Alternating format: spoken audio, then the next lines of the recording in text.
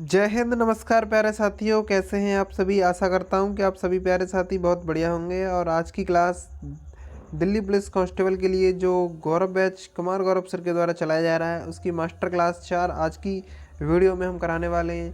Hand written notes आपको इस class के मिल जाएंगे विद एक्सप्लेनेशन।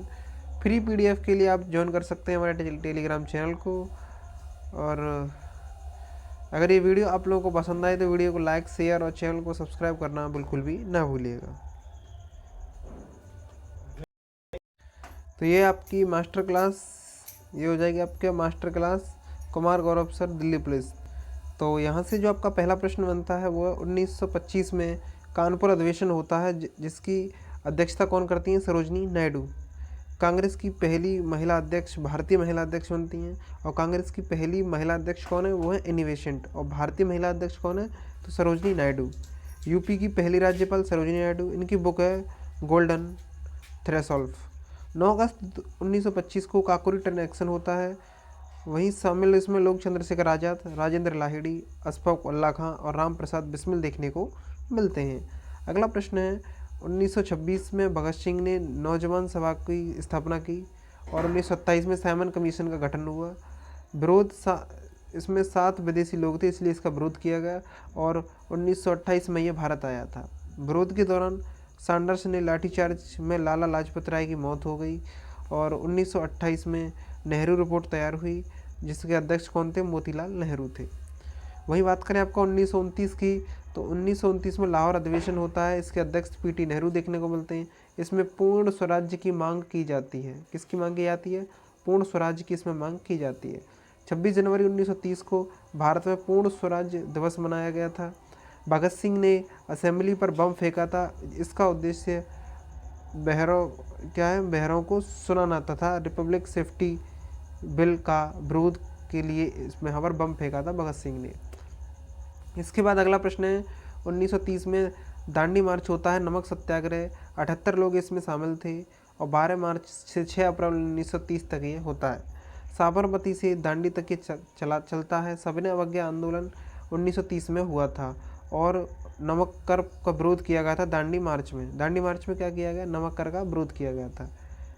जो दांडी मार्च में क्या हुआ था? नमक कर का विरोध हुआ था। इसके बाद अगला प्रश्न है प्रथम गोलमेज सम्मेलन 1930-31 को कांग्रेस ने भाग इसमें नहीं लिया था। डॉक्टर BR अम्बेडकर ने 3 गोलमेज सम्मेलनों में भाग लिया, यानी कि जो बाबा साहब हैं, जो सिंबल ऑफ नॉलेज के नाम से इनको जाना जाता है। और इन्होंने 3 गोलमेज सम्मेलनों में भाग लिया। 5 मार्च 1931 को गांधी इरविन समझौता हुआ। 23 मार्च 1931 को शहीद भगत सिंह, राजगुरु और सुखदेव फांसी हो गई इनको। और फांसी कहाँ हुई? लाहौर षड्यंत्र में फांसी हुई। और सैंडर्स की इन्होंने हत्या की थी, इस जुर्म में इनको फांसी हुई। द्वितीय गोलमेज सम्मेलन सितंबर-दिसंबर 1931 में होता है। और महात्मा गांधी जी राजपूताना जहाज से इसमें गए थे दूसरे गोलमेज सम्मेलन में। 1931 में कराची अधिवेशन होता है। इसके अध्यक्ष सरदार वल्लभ भाई पटेल देखने को मिलते हैं। वहीं बात करें इसमें कराची अधिवेशन में महात्मा गांधी जी को काले झंडे यहाँ पर दिखाए गए थे। 1932 में तृतीय गोलमेज सम्मेलन होता है। इसमें कांग्रेस ने भाग नहीं लिया। 16 अगस्त 1932 को रैमजे मैकडोनाल्ड ने सांप्रदायिक पंचायत यहाँ पर किया। और गांधी जी ने यरवदा जेल में अनशन पूर्ण किया था। और सितंबर 1932 में पूना पैक्ट होता है जिसमें महात्मा गांधी और डॉक्टर BR अम्बेडकर के बीच पूना पैक्ट होता है। इसमें मध्य सत्ता मदन मोहन मालवीय और डॉक्टर राजेंद्र प्रसाद देखने को मिलते हैं। पूना पैक्ट में जो मध्य किन ने करवाया था, तो ये मदन मोहन और डॉक्टर राजेंद्र प्रसाद इसमें शामिल थे। 1935 के एक्ट से 1937 से लागू होता है। 1935 का एक्ट जो आया था तो ये 1937 से लागू होता है।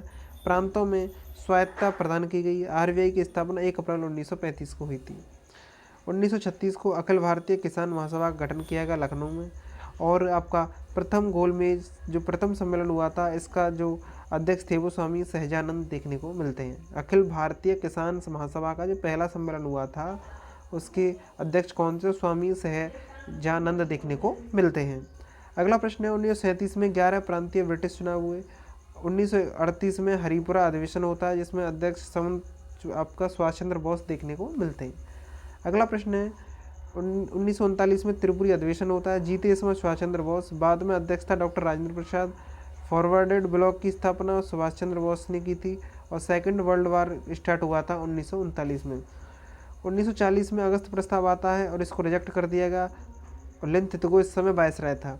1940 में व्यक्तिगत सत्याग्रह होता है, अध्यक्ष इसके विनोबा भावे थे और भूदान आंदोलन विनोबा भावे के ही द्वारा, मतलब भूदान आंदोलन किसके द्वारा कराया गया, तो वो विनोबा भावे जी के द्वारा ही कराया गया था।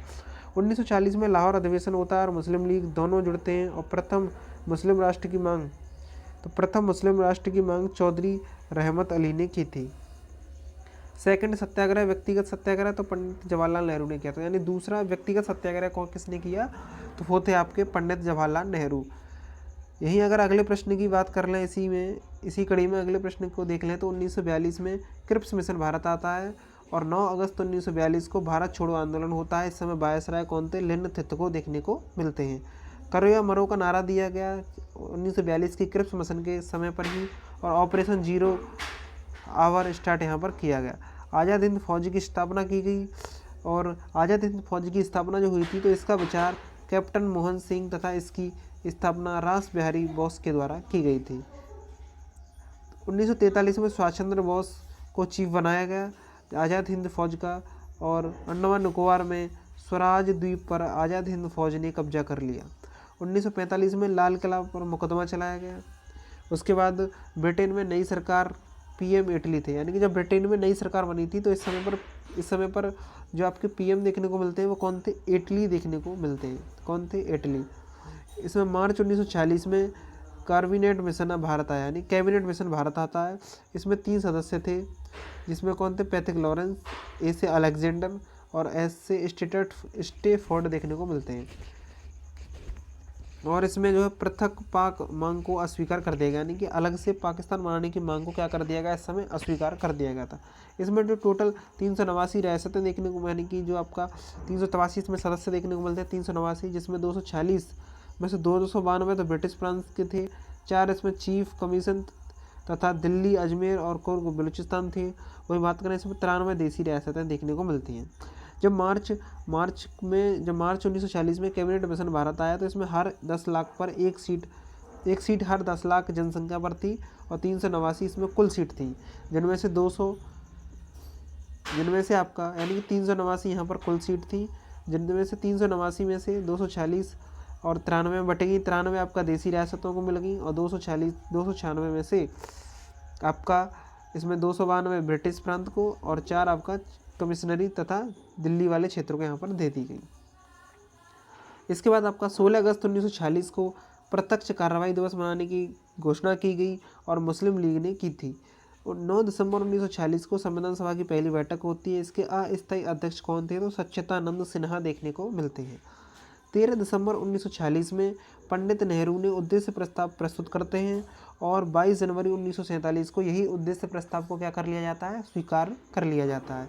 इसके बाद जो आपका अगला प्रश्न बनता है, यहाँ से जो आपका अगला प्रश्न है, 3 जून 1947 को माउंटबेटन योजना आती है जो कि डिकी वर्ड प्लान देखने को मिलता है। इसमें 2 पृथक राज्य मांग स्वीकार की गई, जिसमें आपका 18 जुलाई 1947 को भारतीय स्वतंत्रता एक्ट आता है और 15 अगस्त 1947 को आज़ाद भारत बनता है।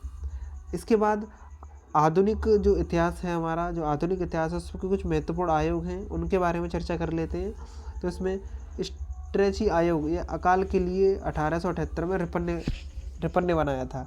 उसके बाद टॉमस रेले आयोग, विश्वविद्यालय आयोग 1902 में कर्जन के द्वारा बनाया गया। फ्रेजर आयोग कर्जन के समय पर मुस्लिम सुधार के लिए 1902 में, और मानक्रिक आयोग सिंचाई के लिए लिटन के समय आया था। कैंपबेल आयोग अकाल जॉन लॉरेंस के समय का, और यंग हिल्टन आयोग शाही आयोग जिसको बोलते हैं, तो ये आरबीआई के समय पर आया था। यानी कि आरबीआई, यंग हिल्टन आयोग कब आया, शाही आयोग इसी को कहते हैं, ये आरबीआई के लिए आया था। उसके बाद ली आयोग, ये लोक सेवा आयोग से संबंधित है। और आपका रॉबर्टसन आयोग, ये रेलवे बोर्ड की स्थापना करता है और 1901 में।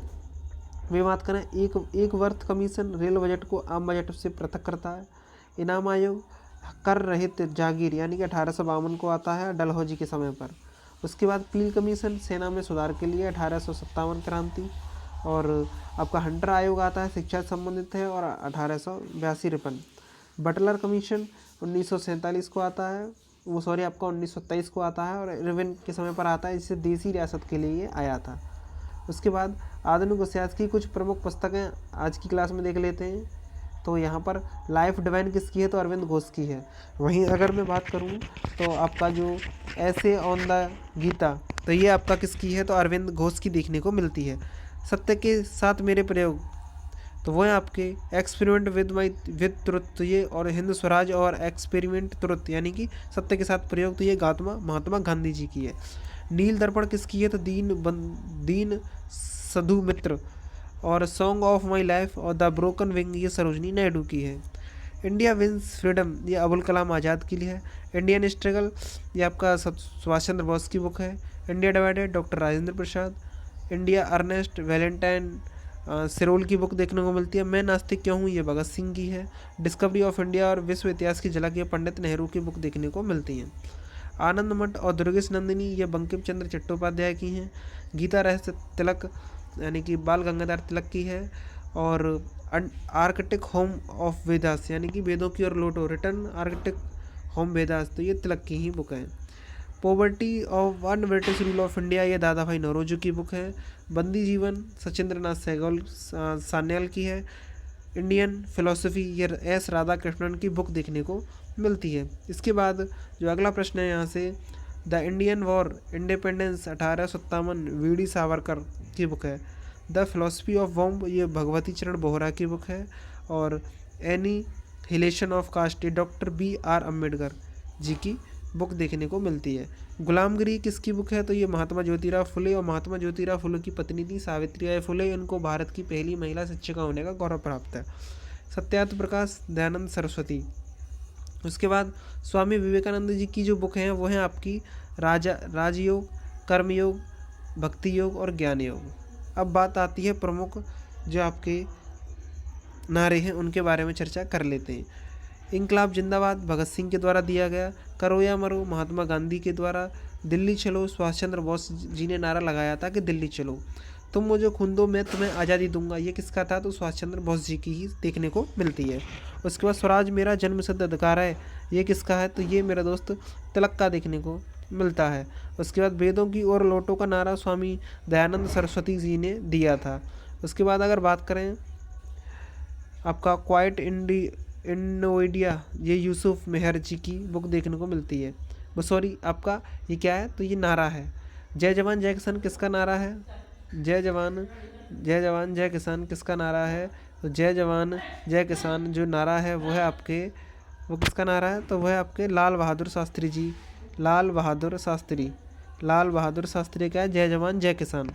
उसके बाद में अगर मैं बात करूं, उसके बाद में मारो फिरंगी को ये किसका है, तो मंगल पांडे किसका है, मंगल पांडे की देखने को मिलता है। उसके बाद में कर मत दो ये किसका, तो सरदार वल्लभ भाई पटेल 1928 में ये देते हैं कि कर मत दो ये किसका नारा है, तो ये आपका सरदार वल्लभ भाई पटेल जी का नारा देखने को मिलता है। उसके बाद में संपूर्ण क्रांति किसका नारा, तो जयप्रकाश नारायण का है।